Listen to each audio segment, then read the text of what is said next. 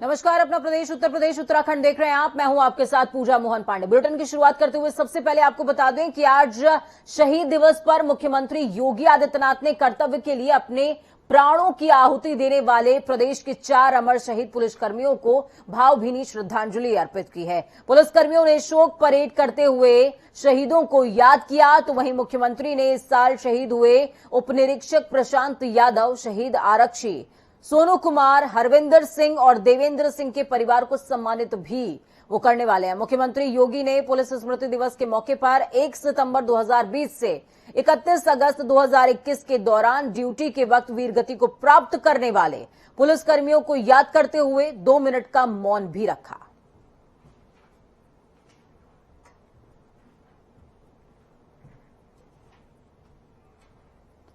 तो वहीं विधानसभा के 2022 के चुनाव में 350 सीटों को जीतने के लक्ष्य में बीजेपी लगातार पुरजोर तैयारियां कर रही है, तैयारियों को धार दे रही है। इसी को देखते हुए राष्ट्रीय अध्यक्ष जेपी नड्डा आज गाजियाबाद पहुंचने वाले थे, लेकिन उनका दौरा फिलहाल रद्द हो गया है। क्यों हुआ है? क्योंकि बताया जा रहा है कि उनका स्वास्थ्य ठीक नहीं है, इस वजह से दौरे को रद्द किया गया। आपको बता दें, 100 करोड़ लोगों का वैक्सीनेशन होने पर नड्डा मोहन नगर स्थित आईटीएस कॉलेज में कोरोना योद्धाओं के सम्मान से इसकी शुरुआत करने वाले थे।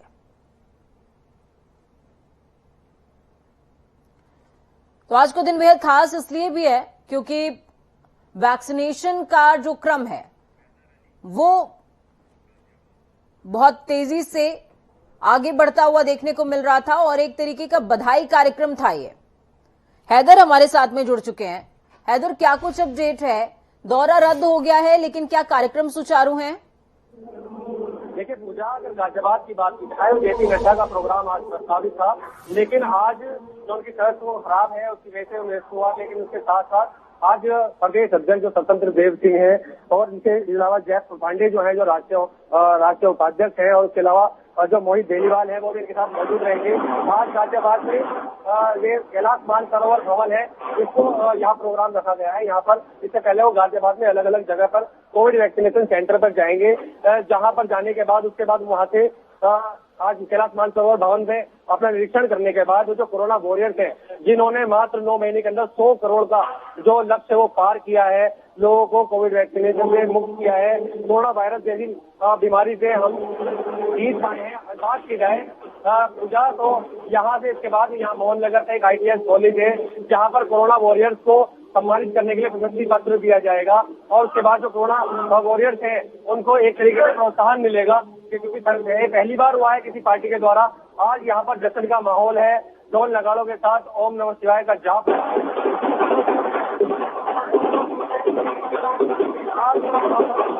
बिल्कुल हैदर, आपके पीछे बैकग्राउंड में मैं ढोल नगाड़ों की आवाज भी सुन पा रही हूँ और शायद यही वजह है कि आपकी आवाज में थोड़ा सा व्यवधान हो रहा है। लेकिन लोगों में उत्साह साफ तौर पर देखने को मिल रहा है और ये भी नजर आ रहा है कि फ्रंटलाइन वर्कर्स को किस तरीके से सम्मानित किया जा रहा है। पीछे का एक बार नजारा दिखाइए हैदर, अगर मेरी आवाज आप तक पहुंच पा रही है तो एक बार दिखाइए कि किस तरीके की तैयारियां देखने को मिल रही हैं। कैलाश मानसरोवर भवन का है, जहाँ पर सारे पदाधिकारी मौके में मौजूद है और सभी लोग यहाँ पर जश्न का माहौल है। कोविड वैक्सीनेशन सेंटर पे कोविड के लोग इंजेक्शन लगाने वाले तो आ रहे हैं वैक्सीन, लेकिन उसके साथ साथ अगर बात की जाए पूजा, तो यहाँ पर जो पदाधिकारी हैं गाजियाबाद के, जो बीजेपी के लीडर हैं, वो मौके पर मौजूद हैं और कहीं ना कहीं जश्न का माहौल है। इतना जश्न है कि लोग यहाँ पर ढोल नगाड़ों के साथ डांस भी कर रहे हैं और कहीं ना कहीं इकट्ठा हो रहे हैं और जश्न मना रहे हैं 100 करोड़ के लक्ष्य। ठीक है, बहुत शुक्रिया हमारे साथ जुड़ने के लिए हैदर, अहम जानकारी साझा करने के लिए। तो लोगों में उत्साह है वैक्सीनेशन को लेकर और ये किसी भी राष्ट्र की प्रगति, स्वास्थ्य की दिशा में प्रगति की तरफ एक सकारात्मक कदम नजर आता है। खबरों में आगे बढ़ेंगे। कोरोना संक्रमण का दम घुटने के साथ साथ सरकार प्रदेशवासियों को बंदिशों से आजाद कर रही है। तमाम प्रतिबंध पहले से ही खत्म किए जा चुके थे, लेकिन अब रात्रिकालीन जो कर्फ्यू लगा हुआ था, कोरोना कर्फ्यू, उस पर से भी बैन हटा लिया है। यानी कि अब जो लखनऊ वाइट्स हैं वो सड़कों पर घूम सकते हैं, लेकिन एहतियात बरतनी होगी। ऐसा नहीं है कि कर्फ्यू हट गया है तो आपको एहतियात से भी निजात मिल जाएगी। मौजूदा हालातों की समीक्षा करने के बाद सरकार ने जो नाइट कर्फ्यू है उसे खत्म कर दिया है। सरकार के इस फैसले के संबंध में अपर मुख्य सचिव गृह अवनीश कुमार अवस्थी ने सभी जिलों को निर्देशित किया है कि प्रदेश में कोरोना की रोकथाम के लिए तमाम जो पैरामीटर्स हैं उनको फॉलो कीजिए, लेकिन अब नाइट कर्फ्यू नहीं रहेगा।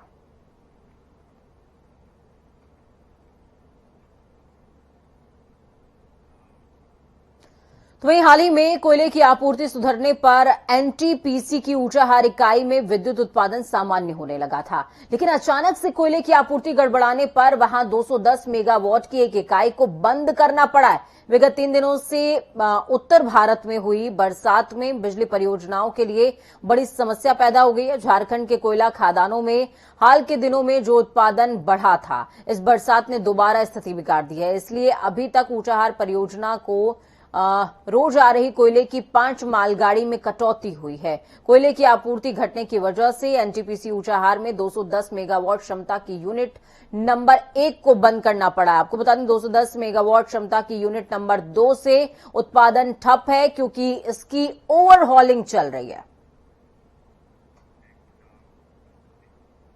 तो वहीं बिजली की दिशा में सरकार की तरफ से एक सकारात्मक कदम है। वो क्या है?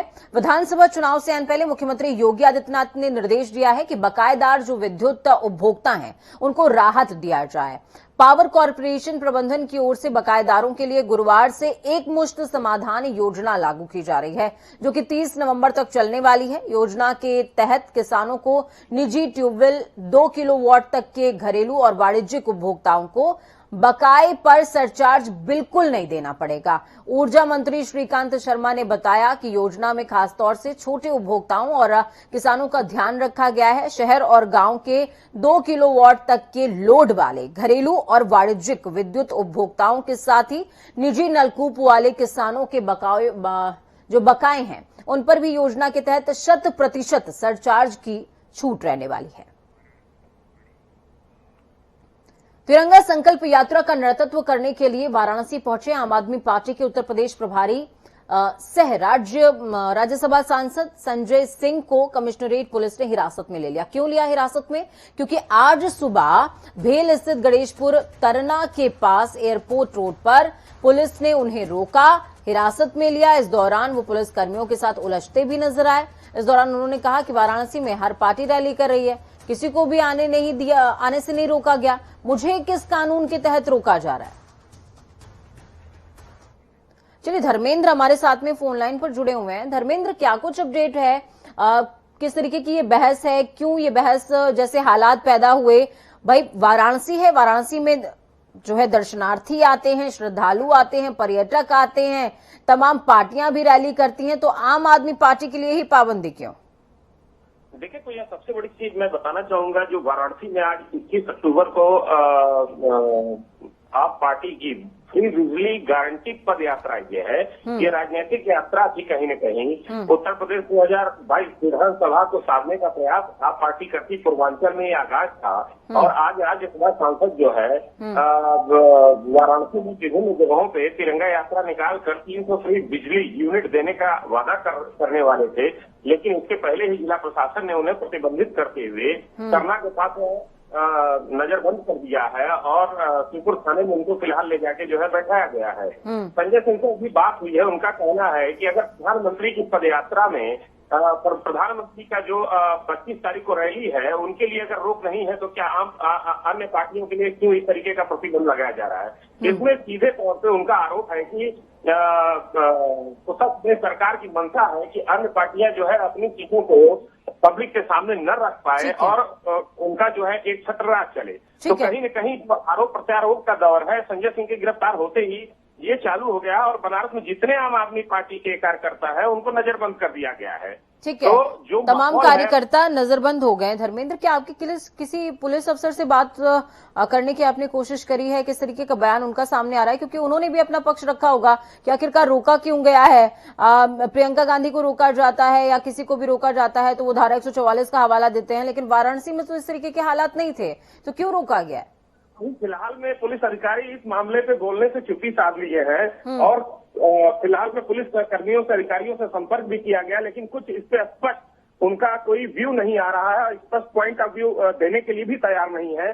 तो कहीं न कहीं ये जो पदयात्रा थी, ये रैली थी 300 फ्री यूनिट की, इसको रोकने में पुलिस की क्या भूमिका है और पुलिस क्यों नहीं इस पर बयान दे रही है, तो आने वाला समय ही वक्त ही बताएगा पूजा। ठीक है, हमारे साथ में आप कार्यकर्ता जुड़ चुके हैं, रवि हैं।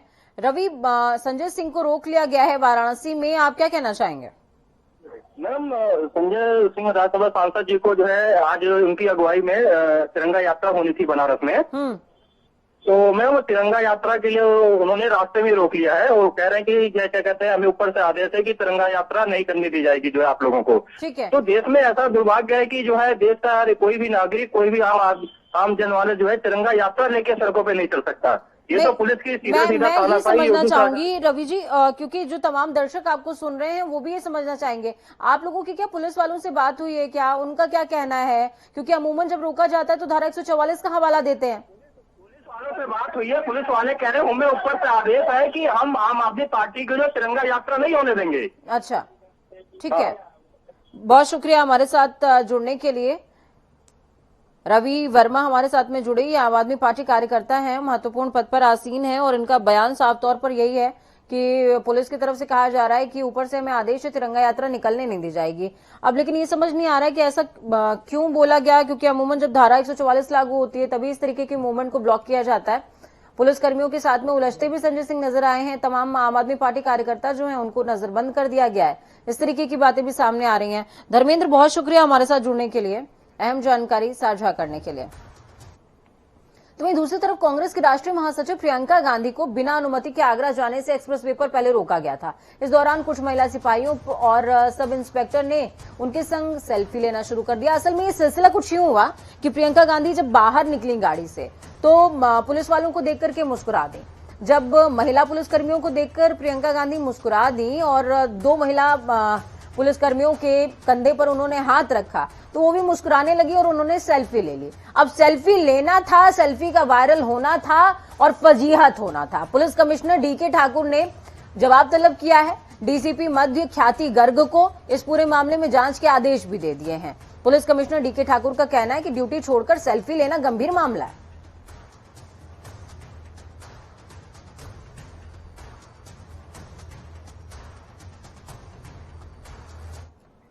ठीक है, सेल्फी हो गई। सेल्फी के बाद क्या हुआ? सेल्फी के बाद प्रियंका गांधी पहुंचती हैं आगरा। आगरा में चोरी के शक में हिरासत में लिए गए सफाई कर्मी अरुण की पुलिस हिरासत में मौत हो गई थी।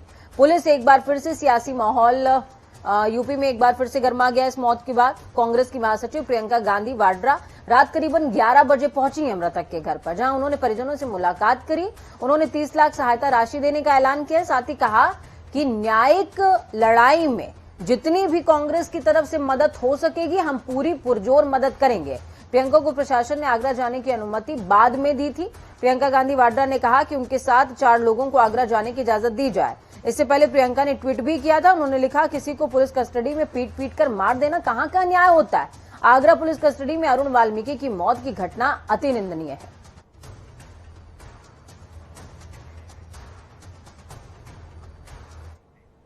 तो वहीं तिकोनिया कांड में गिरफ्तार भाजपा सांसद सुमित जायसवाल समेत 4 अन्य आरोपियों की पुलिस रिमांड पर सुनवाई आज होगी। उधर इस कांड में मारे गए भाजपा नेता शुभम मिश्रा के परिजनों ने जांच टीम के सामने अपने बयान दर्ज कराए हैं। इसके अलावा जांच टीम ने पूछताछ के लिए कुछ किसानों को नोटिस जारी किया था। उनमें से 5 किसान ही जांच टीम के सामने पहुंचे और अपने बयान दर्ज कराए हैं। उत्तर प्रदेश के आगरा में सफाई कर्मचारी अरुण वाल्मीकि की कथित तौर पर पुलिस हिरासत में मौत के मामले में राजनीति बढ़ गई है, तेज हो गई है। इस बीच अरुण की पोस्टमार्टम रिपोर्ट सामने आई। बताया जा रहा है कि पोस्टमार्टम रिपोर्ट में अरुण की मौत की वजह हार्ट अटैक को बता दिया गया है। आगरा एसएसपी मुनिराज ने यह जानकारी साझा की। उन्होंने कहा कि इस मामले में गहनता से जांच की जा रही है। इस पूरे मामले में पुलिस ने केस दर्ज करते हुए तफ्तीश भी शुरू कर दी है। पुलिस हिरासत में पीट पीट कर किसी की मौत होती है और पीएम रिपोर्ट में लिखा होता है हार्ट अटैक। सोचिए क्या हाल है। मामले में 5 आरोपी पुलिसकर्मियों को सस्पेंड पहले ही किया जा चुका है। सस्पेंड पुलिसकर्मियों में 1 इंस्पेक्टर है, 1 सब इंस्पेक्टर और 3 सिपाही शामिल हैं। खबरों में आगे बढ़ेंगे, बात होगी देवभूमि की। उत्तराखंड में आई प्राकृतिक आपदा को लेकर केंद्र सरकार और भाजपा का केंद्रीय नेतृत्व चिंता में नजर आ रहा है। राज्य में चल रहे राहत और बचाव कार्यों का जायजा लेने के लिए पार्टी के राष्ट्रीय अध्यक्ष जेपी नड्डा ने प्रदेश अध्यक्ष मदन कौशिक से संपर्क किया, फोन पर बातचीत करी, हाल जाना। तो वहीं दूसरी तरफ केंद्रीय गृह मंत्री अमित शाह आज आपदा प्रभावित क्षेत्रों का दौरा करेंगे।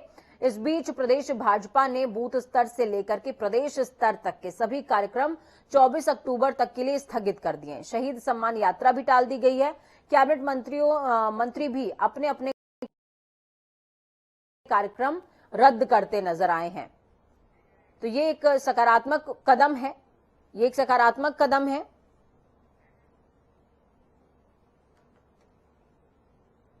क्योंकि सूबा जिस तरीके के हालातों से जूझ रहा है, इन हालातों से निपटने के लिए बेहद जरूरी है कि ग्राउंड जीरो पर बहुत ही मुस्तैदी के साथ जुटा जाए। अजीत कांबोज हमारे साथ में जुड़ गए हैं ग्राउंड जीरो से। अजीत, क्या कुछ अपडेट है? गृह मंत्री खुद पहुंचे हुए हैं, आपदा प्रभावित क्षेत्रों का निरीक्षण करेंगे और साथ में यह भी खबर है कि बीजेपी ने अपने तमाम जो कार्यक्रम है विपक्षियों के घेरने के पहले ही रद्द कर दिया। पूजा, अगर उत्तराखंड की बात की जाए तो आपदाग्रस्त इलाकों का दौरा करने के लिए केंद्रीय गृह मंत्री अमित शाह मुख्यमंत्री पुष्कर सिंह धामी के साथ निकल चुके हैं। अब से कुछ ही देर पहले राजधानी देहरादून के जीटीसी हेलीपैड से बीएसएफ के हेलीकॉप्टर से दोनों रवाना हुए हैं और तमाम जो आपदाग्रस्त इलाके हैं, चाहे फिर गढ़वाल मंडल की बात हो या कुमाऊं मंडल की बात हो, तमाम क्षेत्रों का निरीक्षण करेंगे, वहां के ताजा हालातों का जायजा लेंगे। हालांकि मौसम यहाँ पर खुल चुका है और 2 दिनों की बारिश से जो काफी नुकसान उत्तराखंड प्रदेश को हुआ है, लगभग 58 लोगों की यहाँ पर मौत हुई है, जिसकी पुष्टि खुद शासन लगातार कर रहा है। तो इस तरह की जो दिक्कतें यहां पर हुई है, जानमाल का खासा नुकसान उत्तराखंड प्रदेश में हुआ है। तो इन तमाम चीजों को देखने के लिए केंद्रीय गृह मंत्री अमित शाह मुख्यमंत्री के साथ आपदा प्रदेश के निरीक्षण पर हैं। तमाम तरह की जो दिक्कतें हुई हैं उनको दूर करने की उनकी कोशिश होगी और जब वो देहरादून वापस लौटेंगे तो जोली ग्रांट एयरपोर्ट पर शासन प्रशासन के वरिष्ठ अधिकारियों के साथ एक बैठक यहां पर रखी गई है, जिसमें खुद जो अध्यक्षता करेंगे केंद्रीय गृह मंत्री अमित शाह करेंगे। मुख्यमंत्री भी इस बैठक में मौजूद रहेंगे। तमाम जो निरीक्षण की जो बारीकियां हैं वो यहां पर अधिकारियों के साथ साझा की जाएंगी और किस तरह की मदद केंद्र से दी जा सकती है, इसको खुद अमित शाह देने का यहां पर काम करेंगे। और राज्य स्तर पर अधिकारियों का क्या आकलन है, वो क्या डिमांड चाहते हैं। हालांकि पहले से ही भारतीय सेना यहां पर रेस्क्यू ऑपरेशन को संभाल चुकी है और उनकी तरफ से लगातार यहां पर रेस्क्यू ऑपरेशन चल रहा है। स्टेट की अगर बात की जाए तो स्टेट डिजास्टर रिलीफ फोर्स लगातार यहां पर राहत और बचाव कार्य में जुटी हुई है और तमाम लोगों को उनकी तरफ से बचाया भी क्या है। अजीत, मेरे ख्याल में ये सवाल पूछने का मेरे ख्याल में सही समय नहीं है, लेकिन लाजमी है ये सवाल, इसलिए मैं पूछना चाहूंगी और तमाम दर्शक भी समझना चाहेंगे। पुष्कर सिंह धामी ने सत्ता जब संभाली, सत्ता संभालने के बाद से जिस तरीके से वो सेंसिटिविटी के साथ राज्य के कार्यों में ग्राउंड जीरो पर जुटे हुए हैं और उसके साथ में केंद्र सरकार का सहयोग मिलना कितना बेनिफिशियल है, ये सवाल बहुत अर्ली है बट लाजमी भी है। बिल्कुल, अगर मुख्यमंत्री पुष्कर सिंह धामी की बात की जाए तो वो लगातार धरातलीय निरीक्षण कर रहे हैं। खुद देर रात तक वो आपदा पीड़ितों के बीच में रहे। जो फोटोज जो वीडियोज सरकार की तरफ से जारी किए गए थे उसमें साफ लग रहा था कि मुख्यमंत्री कितने संजीदा हैं इन तमाम कार्यों को लेकर और जिस तरह से केंद्रीय नेतृत्व में तमाम अपने आप को खुद मोर्चे पर उतारने का काम किया। अमित शाह की बात हो या फिर प्रधानमंत्री नरेंद्र मोदी की बात हो, पहले ही दिन दोनों की तरफ से फोन किए गए मुख्यमंत्री पुष्कर सिंह धामी को, ताजा हालातों का जायजा लिया गया और अब देर रात को 12 बजे खुद केंद्रीय गृह मंत्री अमित शाह राजधानी देहरादून पहुंचे।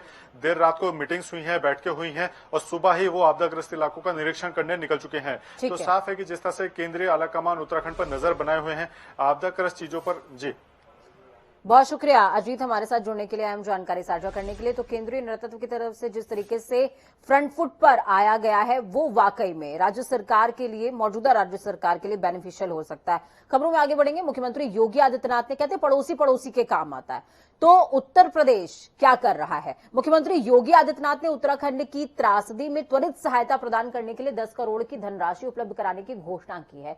मुख्यमंत्री कार्यालय की ओर से बुधवार को ट्वीट करते हुए यह जानकारी साझा की गई है।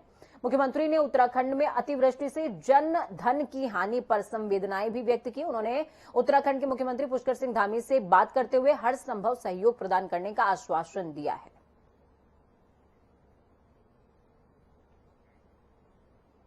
बेहद खास ये क्षण है। कहते हैं कि जो अपनत्व का भाव है वो दुख के क्षणों में ज्यादा पता चलता है।